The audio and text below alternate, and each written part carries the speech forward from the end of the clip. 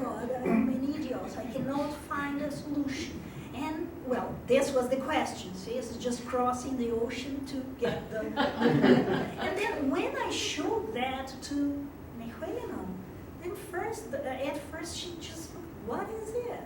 See, it's like a craziness, all this, see, and in colorful details. So it was maybe childish. And then I said, look, there is this specific stanza, and I'm really frustrated because I cannot find the right word. Look, it is just perfect. This word here, the other one, and then it ends with this perfect rhyme. And then she looked at that, and the answer was, I had never noticed. I guessed she was not to say that. And then That's see, right. it's like sometimes translators are just obsessive. Yeah. See, it's like Yeah. Well, her job was to notice it, but you know, unfortunately, we can't be abreast of everything. You know, as I was saying earlier, you can't know everything, including, you know. I mean, I was going, you know, so I'm not really surprised by that. There are things that you know the poet will miss, just not conscious of, despite their best intentions. It's an interesting thing because I think you were probably, from your perspective, doing quote unquote the right thing, which is to take it that the writer does know what they're doing. And you know, she in particular, she's got a very good sense of the history of poetry in Irish, for example, which we'll be hearing a bit about, which of course uses a lot of internal rhymes. That's one of the structuring devices that has been a feature of Irish poetry, Gaelic poetry, over the centuries. So, you know, it could well have been that. But it's fascinating, really. How are we doing time-wise? Is it time to move on to the next section? Or Thank you so much for being with us. And I have a couple of questions, if you don't mind. of course, then just would you do one at a time? Yeah. Yeah, because I might not remember. Yes, thank you. Yes, please.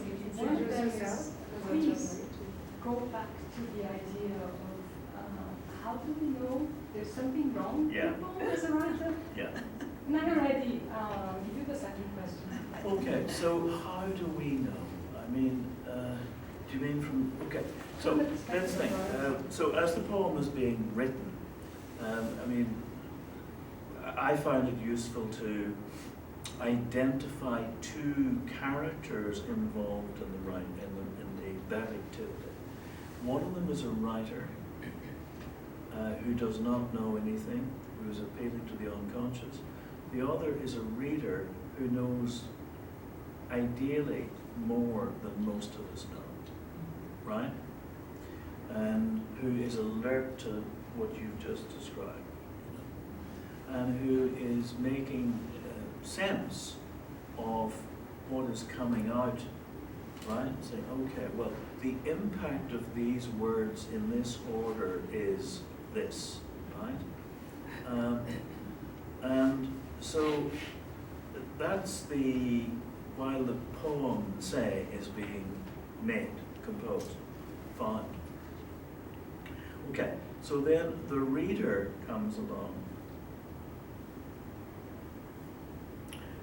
The person we usually think of as the reader, and they are composed of two similar characters. A writer, going into the unconscious, and the reader. And they can see the process.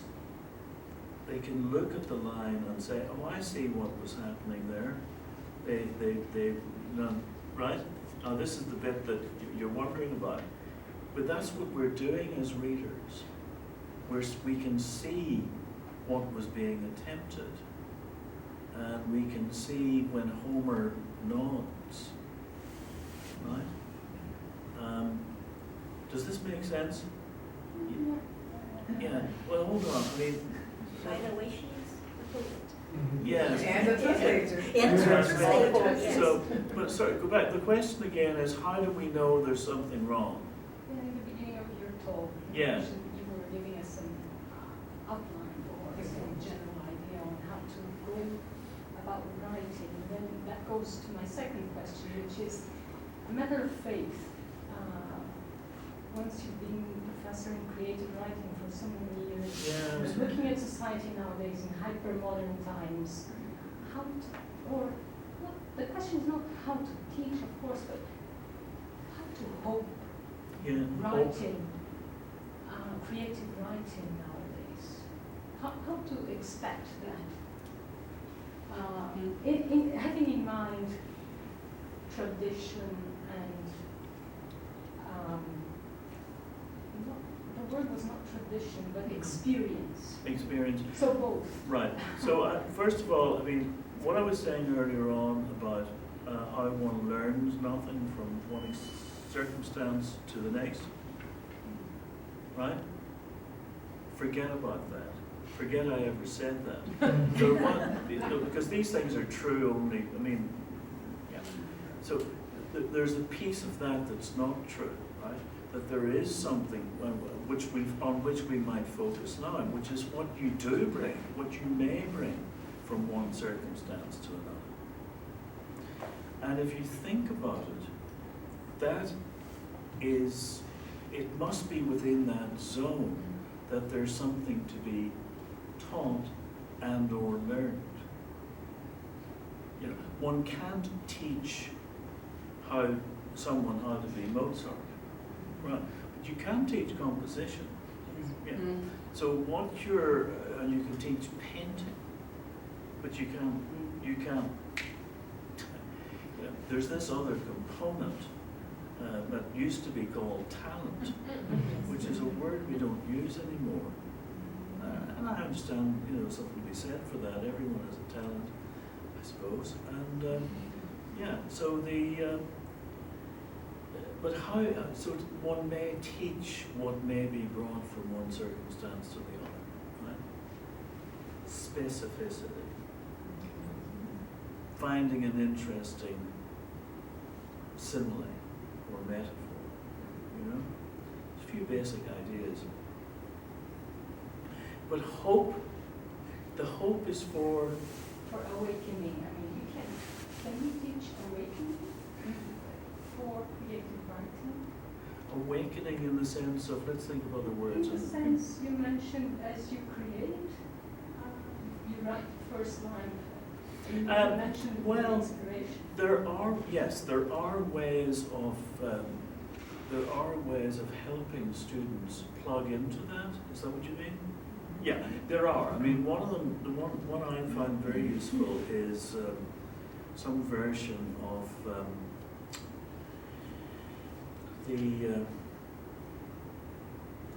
where you've got in visual arts, you've got the head, Mona Lisa's head, and you've got a body from Modigliani and what? Pop art? Collage? Well, there's collage, but there's a particular term, and I'm just blanking on it. It's pastiche.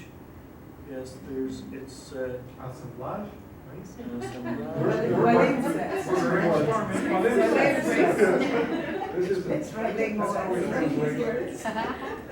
Frankenstein?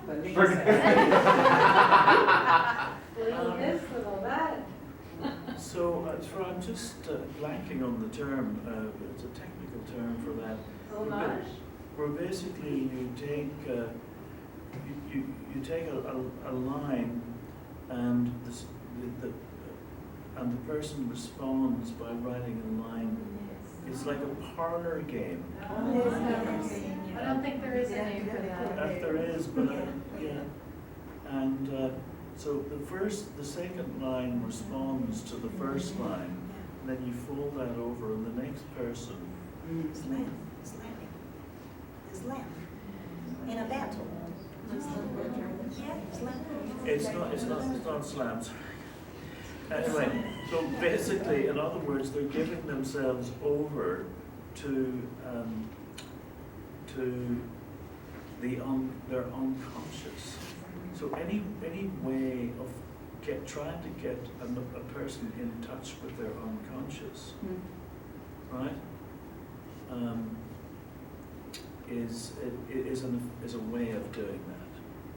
because we don't honor the unconscious in our societies.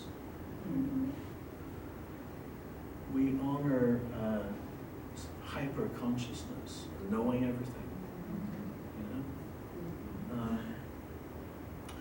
So, Thank you. yeah, sorry, and sorry not to be blanking on that term. It'll come to me.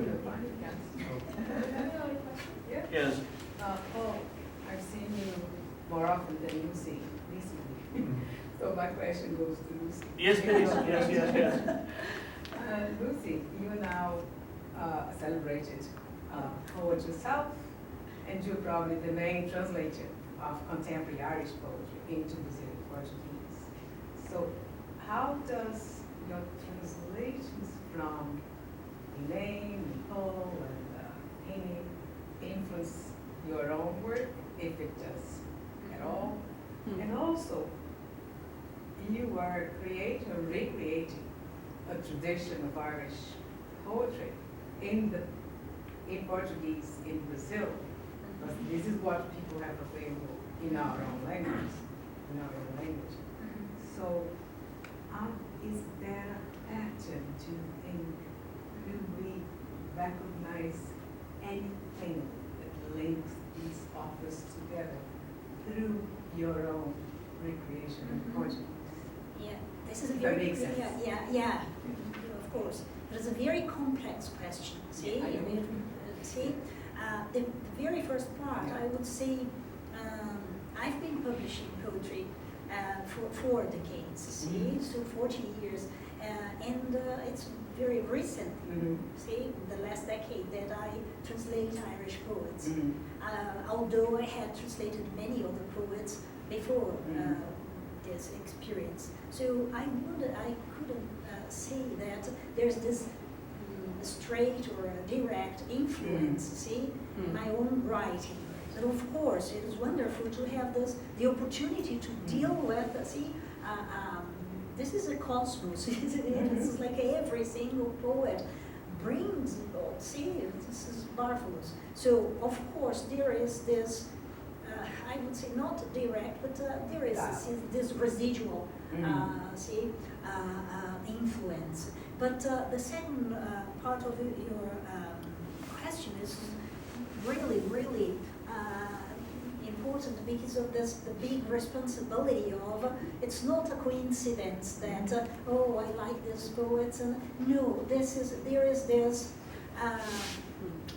this serious commitment to translating the poets that who are representative of a production, a contemporary production. But what is more, I think that it has to do with the very fact that I am a translator. And why are why do crazy people decide to translate? Because we work as these bridges.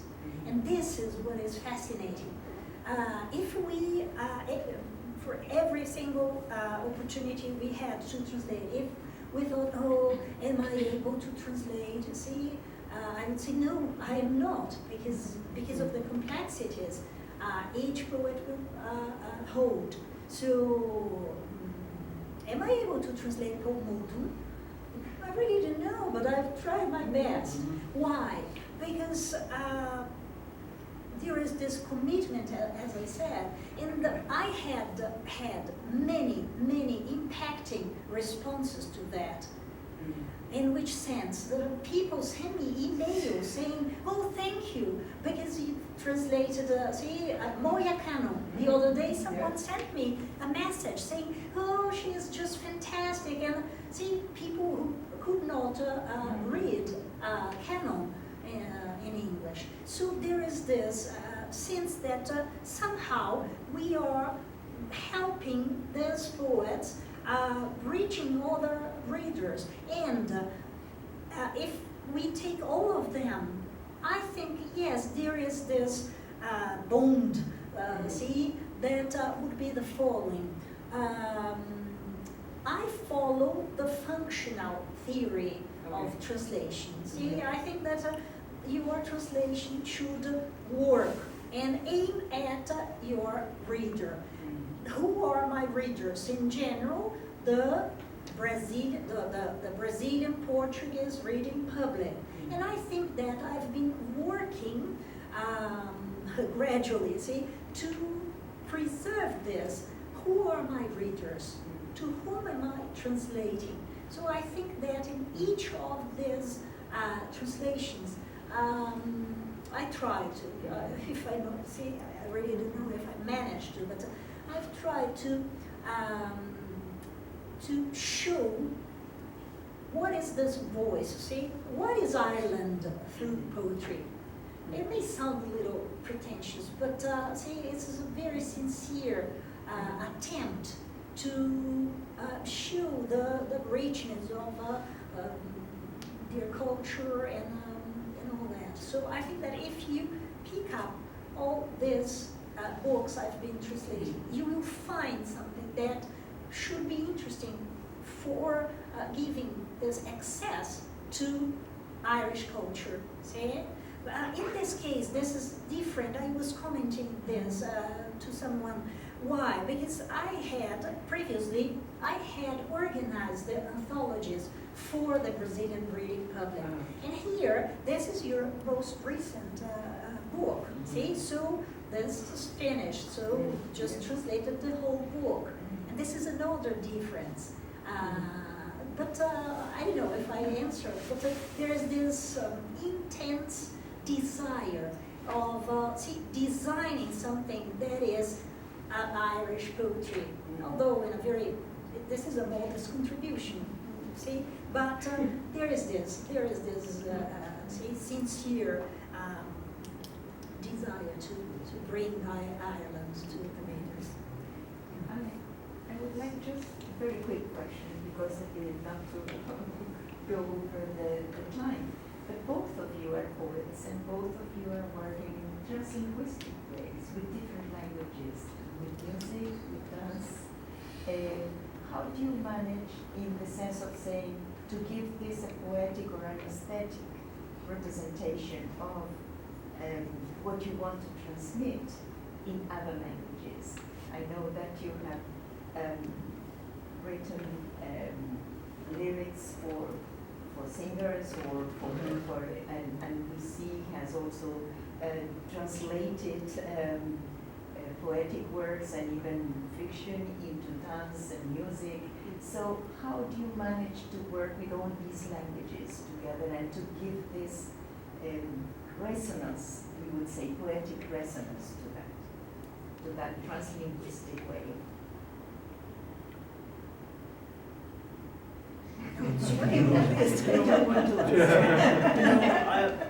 I was just listening, thinking there that when I translate myself, I do translate a bit from various languages, including some, perhaps all of them that I don't know terribly well. I translate to find out, to read a poem. I might try to translate, because it's the closest form of reading there is, I'd say.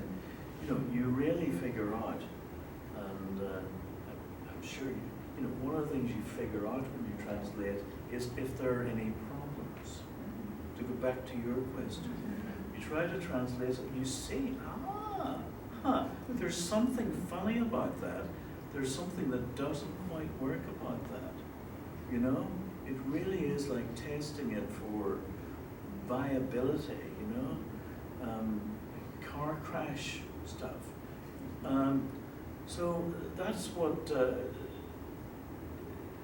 so far as I understand your question, I do it to find out things, And by the way, because I'm a senior now, it's one of the reasons I forgot that term earlier on, and the term is exquisite corpse, if you've come across that.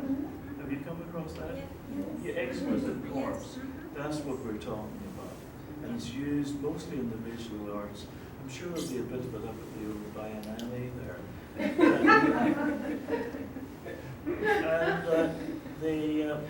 And in fact, I'm certain there is, but also it's used in literary things. So a bit of this, a bit of that, a bit of that. It's used for that particular device. But in any case, what about yourself? In terms of what drives you there? Oh, the responsibility of answering. Yes.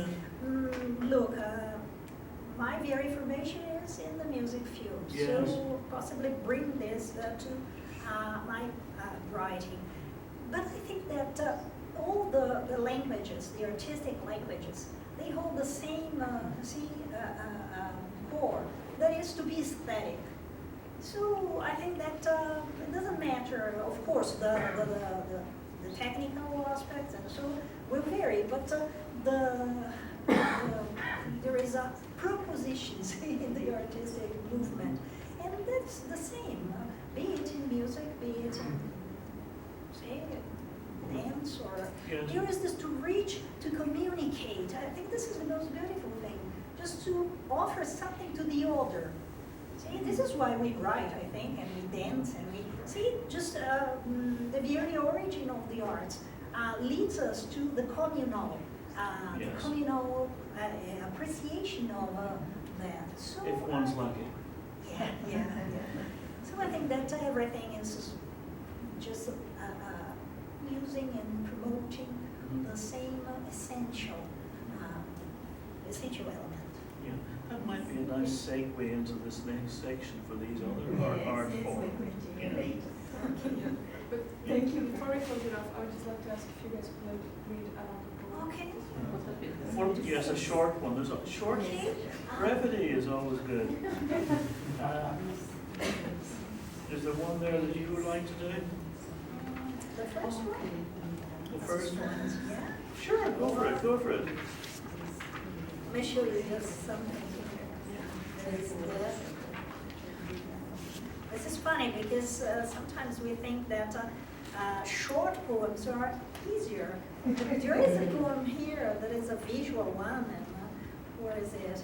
And it took me days to find this one. It's on page 60. It's 60. Yeah. 60 here. Oh, that would be It's hard. this- Oh, yeah. what did you do there? Oh, that's a hard one. Yes. Decodificar.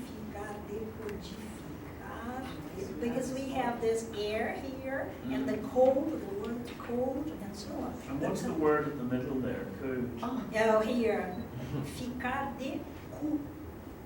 Because you have an S. This is page 60. Yeah, it's a concrete poem. Yeah, concrete It's a poem, concrete yeah. poem. So this was very difficult. Yes, that's more or less impossible. Yeah. I don't know what page it's on. So what would be a good one?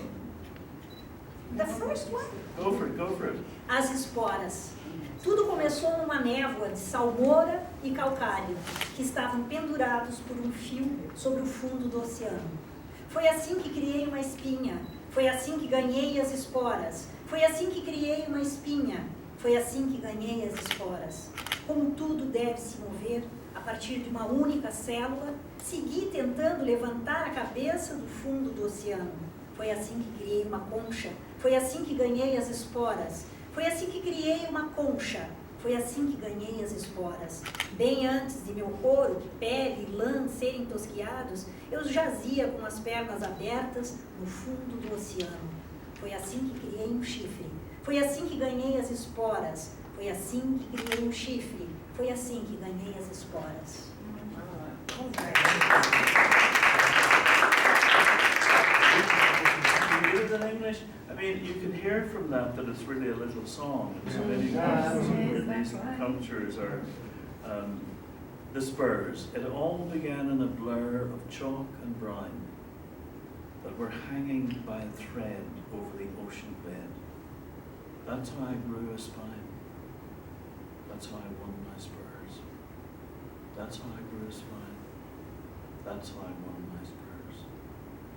Since everything was stir from a single cell, I kept trying to raise my head from the ocean bed. That's how I grew a shell. That's how I won my spurs. That's how I grew a shell. That's how I won my spurs.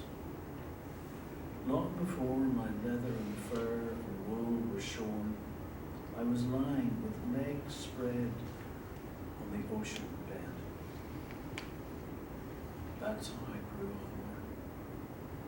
That's how I won my spurs. That's how I grew homeward. That's how I won my spurs.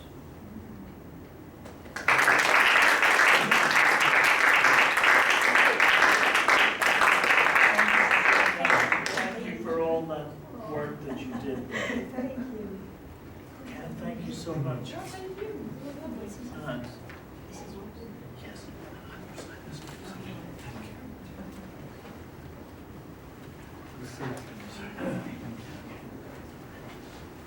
Right, so to give continuity What is to it?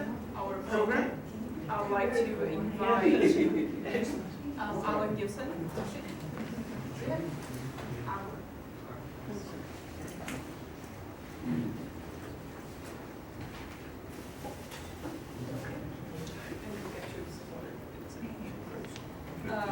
But for introduction, like Victor said, Alan Gilsenan has been a long-time friend of the Chair of Irish Studies. He's an award-winning Irish writer, filmmaker, and theatre director. His diverse body of film work extends across documentary, feature films, and experimental work. He's a former chairperson of the Irish Film Institute, a member of the boards of both Screen Ireland and Ireland's national broadcaster RTE.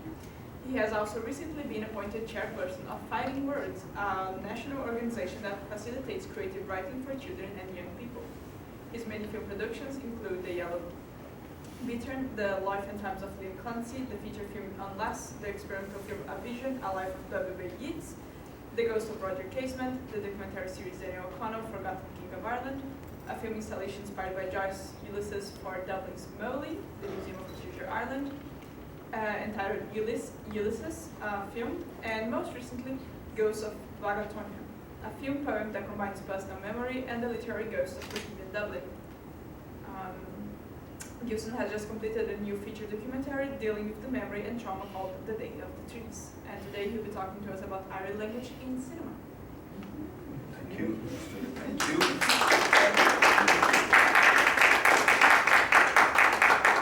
you. Lovely as always to be here with you.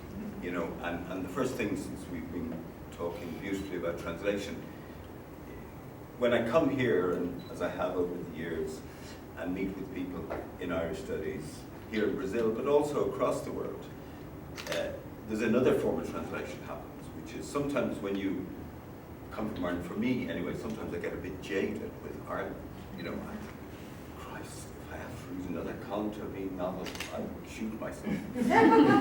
And the wonderful thing about going away, traveling away, coming here, and meeting students and academics and scholars who are translating my own culture, our culture, for themselves, is that they translate it back to me with a new enthusiasm. You kind of, your own culture is energized by your conversations and your exchange with people like are in the room today, and that's a beautiful thing. So I want to thank you for that, and also, you know, I was interested in your question about hope, and you know, creative hope, but also hope in a hopeless time that we are sadly seem to be in, and I thought hope in both those aspects, creative hope, but also a kind of universal hope, I think resides in the conversation we've just listened to from Lucy and from Paul. You know, that extraordinary exchange with the imagination, that opening to the subconscious, to the gods, that's hope, you know, and I think were I a young student in the room, I would be full of hope, and that's reassuring.